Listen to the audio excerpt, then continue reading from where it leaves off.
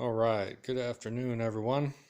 I know there was a lot of interest in my GMT U.S. Civil War series that I had going on, and had a lot of comments on it that I have been unable to respond to. I'm going to get to that today. However, been having a lot of personal issues going on. Work's been very heavy. I also had to have a wake for a friend in my living room here, which is where I have my tables set up. So I had to move those two tables, which had the U.S. Civil War set up on it, and clear that off to make room for that unfortunate event that I had to have here inside my home. So uh, I just couldn't bear setting it up again and starting over. My intentions are sometime before the end of the year, I'm going to restart that, except I'm probably going to start from like 1962 and then play the full campaign from the 1962 setup onwards. And that way we won't have to go through the entire, I think I was saying 1962, 1862. That way we won't have to go through that entire first year. I think we were only about a quarter way through that first year when I had to clear that off. So I do apologize about that. It's unfortunate, but life happens, and had to clear that off. So,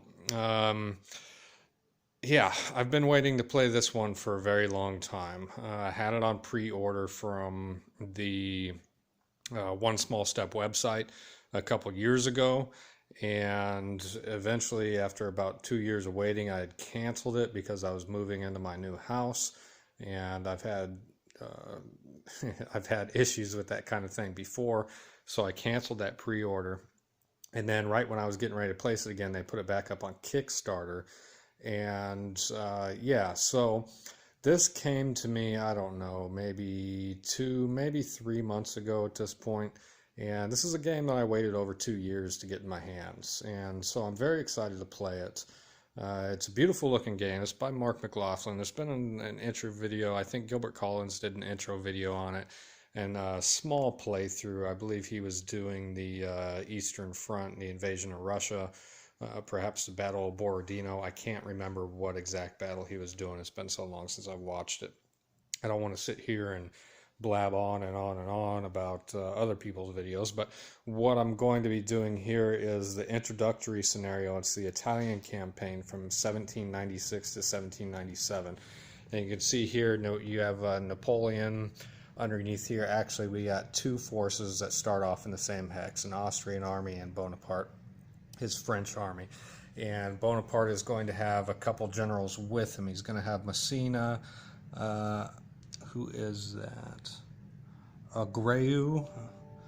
I can't pronounce French names very well. And a generic leader. He's going to be stacked with a whole bunch of soldiers here, and one unit of cavalry. He does have a separate force right behind him, kind of as a reserve, which has 2 infantry and 1 cavalry with a generic leader as well. You can see the Austrians kind of have multiple armies spread around here. And you can see their forces. They do have quite a bit of troops. I don't think they have enough to really hold off Napoleon here. We'll see how it goes. The leader C, generic leader, has 4 infantry, 1 cav. Leader D, 1 infantry, 1 cav. And leader E is the same, 1 infantry, 1 cav. And then we have Beaulieu, which is 5 infantry, 1 cav here. And he is, where is he? He's up north of the French forces in Turin. And then one of the generic leaders is in Milan. And then we have these 2 leaders right here. So that will be the initial setup. We're not doing the advanced setup with heavy reinforcements and minor nationalities are here. So I have not played this game as of yet.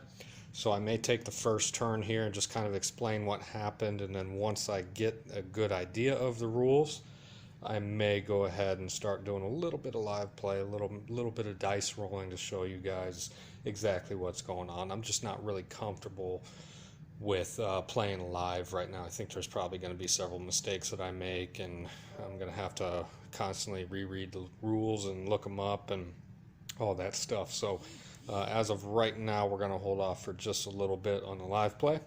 But you can see here, it is a good looking map.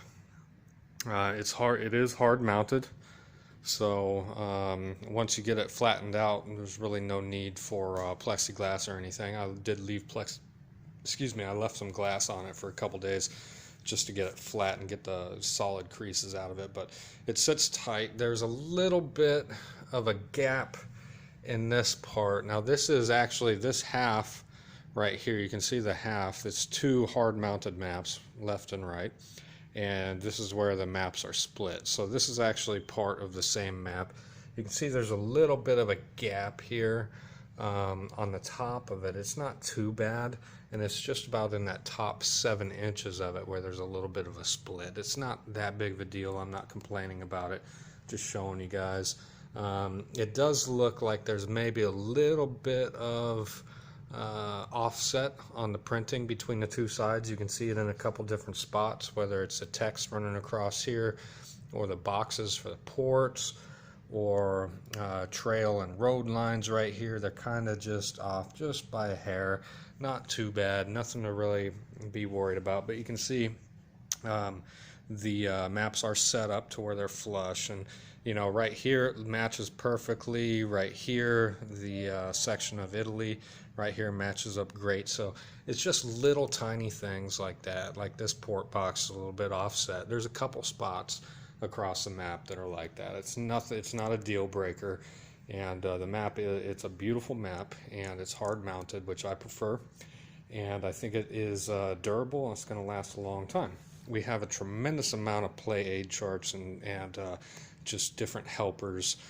Here I have the French Alliance leader display, and this allows you to put the units and their subgenerals stacked with one another, and that way you don't have to have giant stacks on the map right here. And I have one for the Allied leader, and this actually unfolds to where it has all the allies and spaces for holding those units. We do have a playbook, which is quite a hefty playbook, and that has all the scenarios in it, all of them except for the Grand Campaign. We have the rule book itself, and you can see it has about 18 pages of rules, so it's kind of light on the rules. I'm hoping that it's a quick to learn game and we can catch on and play it. We have a pretty hefty play aid chart, which folds out into 4 pages, it looks like, front and back, so 8 total pages on the player aid chart. And then we have the Grand Campaign manual, and this sucker is pretty thick. This is for playing the Grand Campaign, which is what I'm most excited to play here. And yeah, I got a whole bunch of counters that I haven't punched yet, and I will be working on those as I need them. See here, there's this hex system that I've been building here, 3D printing and flocking up over the past several months, so it's getting there. And that's going to be for my 3D ASL as well as Panzer by GMT and some other games as well. But those are the main 2 focus. See, I got that beast back there that eventually I will be playing there, and my painting, etc., all back there in the loft. So yeah, so anyway, I'm going to perhaps play a turn and mess around with it, and then come back and maybe tell you what happened, give you my initial thoughts on it. So anyway, guys, thanks for checking it out. I'll see you later.